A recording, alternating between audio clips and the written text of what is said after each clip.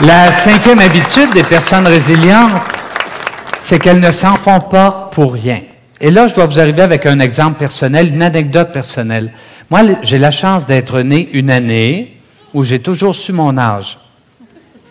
En 63, j'avais 3 ans. En 77, j'avais 17.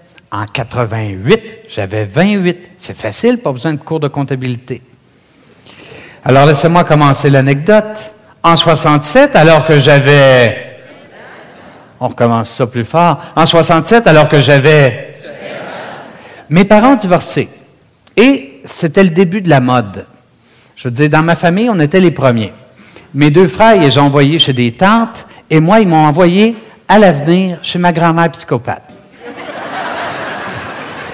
Et ma grand-mère psychopathe, je ne vous raconterai pas tout ce qu'elle avait, mais entre autres, elle n'aimait pas qu'après l'école, j'aille jouer dehors sous prétexte que je me salissais. C'est comme si un enfant à 7 ans, ça n'a pas le droit de s'amuser. Alors, elle inventait plein d'affaires. Et laissez-moi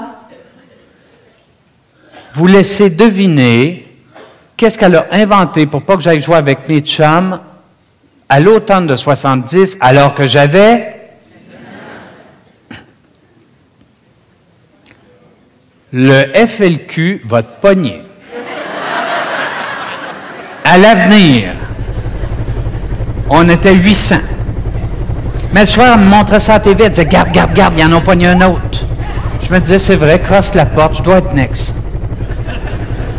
Mais c'est pas bon contrôler des enfants comme ça par la peur, parce que plus tard, ils risquent de nourrir des craintes injustifiées.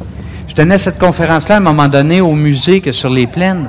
Et un monsieur vient me voir à la pause et me dit, écoutez, moi, quand j'étais petit, ma mère voulait pas que je traverse la rue. Alors, pour pas que je traverse la rue, elle m'avait dit, va pas l'autre bord de la rue, il y a un maniaque qui reste dans la maison l'autre bord.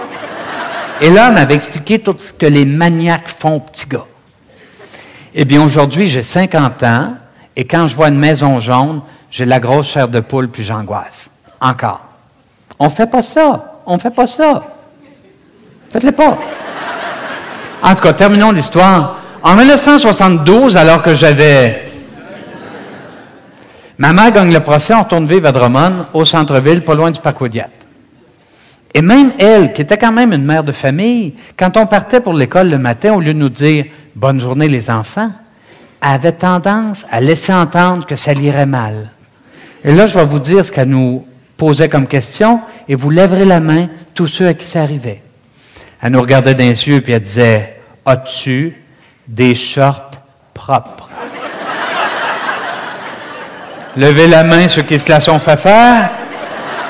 Parce que tu aurais l'air fin si tu avais un accident arrivé à l'hôpital avec des shorts sales.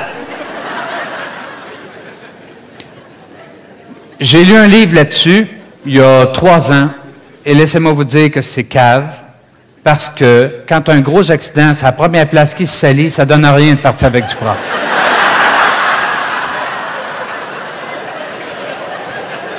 Mais qu'est-ce que ça fait quand on a été contrôlé comme ça et qu'arrivé à l'âge adulte, on nourrit des craintes injustifiées? 1, ça nous empêche de profiter de la vie.